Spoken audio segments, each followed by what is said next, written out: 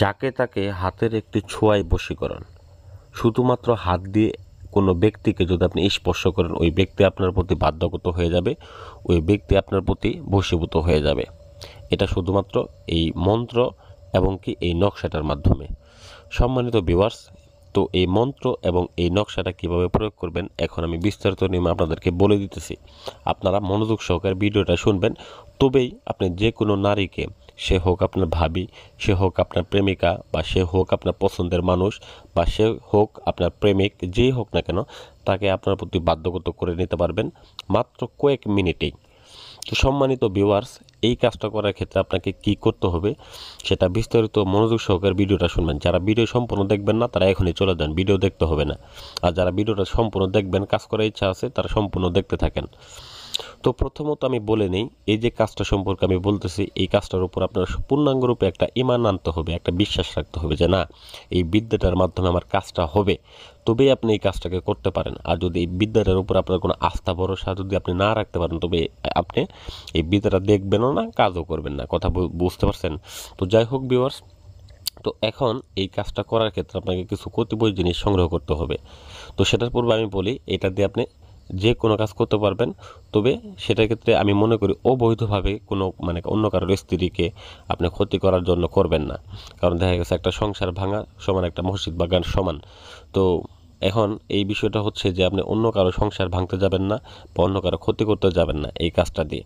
তো বিশেষ করে নিজের প্রয়োজনের ক্ষেত্রে দেখা গেছে নিজের সংসার ভেঙে যাইতেছে, নিজের আপনার স্বামী আপনাকে ভালোবাসে না, বা আপনার স্ত্রী আপনাকে ভালোবাসে না, আপনার কথা শুনেন না, আপনার অবাধ্য, সেক্ষেত্রে আপনি এই কাজটাকে করতে পারেন, এই মন্ত্রটাকে প্রয়োগ করতে পারেন অতি সহজেই। মাত্র কয়েক মিনিটে তাকে বশ করে রাখতে পারবেন। আপনার যা বলবেন তাই শুনবে, আপনার পা চাটবে।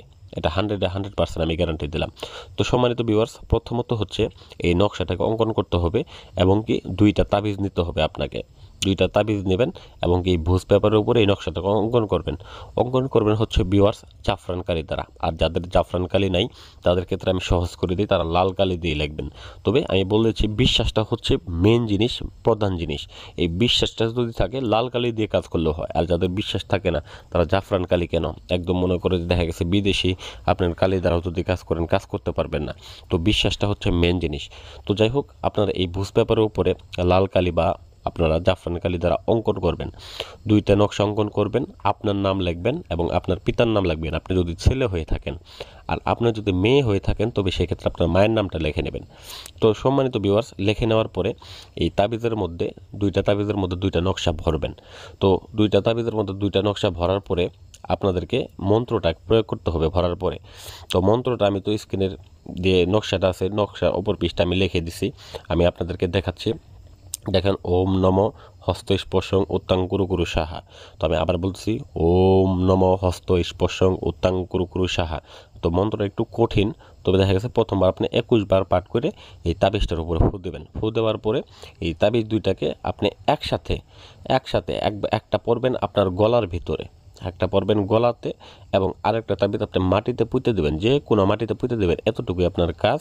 এবং পরবর্তীতে আপনি যখন ওই ব্যক্তিটাকে স্পর্শ করতে যাবেন, ওই ব্যক্তিটাকে যখন স্পর্শ যাবেন, ওই সময় শুধু বলবেন যে ওম নম হস্ত স্পর্শং উত্তাং কুরু কুরু সাহা। তবে মন্ত্রটাকে ভিউয়ার্স আপনাকে মুখস্থ করে নিতে হবে।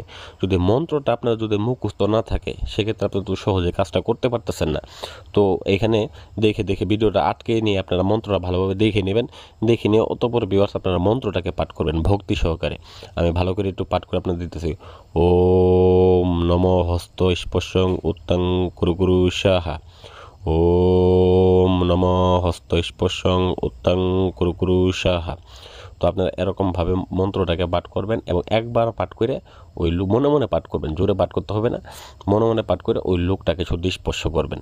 দেখবেন কয়েক মিনিটের মধ্যে, যদি আপনার চিরশত্রু থাকে যে আপনাকে 2 চোখে দেখতে পারে না, ওই চিরশত্রু আপনার বন্ধু হয়ে যাবে এবং কি আপনার প্রতি বাধ্যগত হয়ে যাবে। তাকে যদি আপনি মনে করেন বিষও পান করতে দেন, সে না করবে না। এটা আমার কথা না, এটা বিদ্যার কথা। কারণ এই বিদ্যাটা এতটুকু পাওয়ারফুল, এটা কিতাবের কথা, এই কিতাবের ভিতরে আছে। আমি আপনাদেরকে শুধু এই নিয়মটা উল্লেখ করে দিয়েছি, আপনারা যাতে সহজে কাজ করতে পারেন, যাতে কোনো তান্ত্রিকের কাছে আপনাদের না যাইতে হয়, আমাদের কাছে যাতে না আসতে হয়। কিন্তু ভাই আমি কিন্তু আসলে এই তান্ত্রিকতা করি যে টাকার জন্য, অর্থের জন্য, তা না। তবে দেখা গেছে যে এখানে যে জিনিসপত্র কিনতে হয় এই জিনিসের জন্য 2 পয়সা নিতে হয় আমাদের, কিন্তু আসলে মূলত আমরা কিন্তু হাদিয়া ওই অনুযায়ী নেই না, কম নিই, আমরা শুধুমাত্র খরচটা নিয়ে আমরা কাজ করে দিই। তো যাই হোক, যাদের কোনো পরামর্শ লাগবে স্ক্রিনে নাম্বার দেওয়া আছে, যোগাযোগ করবেন। এবং আমার ভিডিওটা যদি ভালো লাগে অবশ্যই লাইক করবেন এবং চ্যানেলটাকে সাবস্ক্রাইব করে দিতে ভুলে যাবেন না। ধন্যবাদ সবাইকে। আসসালামু আলাইকুম ও রহমতুল্লাহি ওয়া বারাকাতুহু।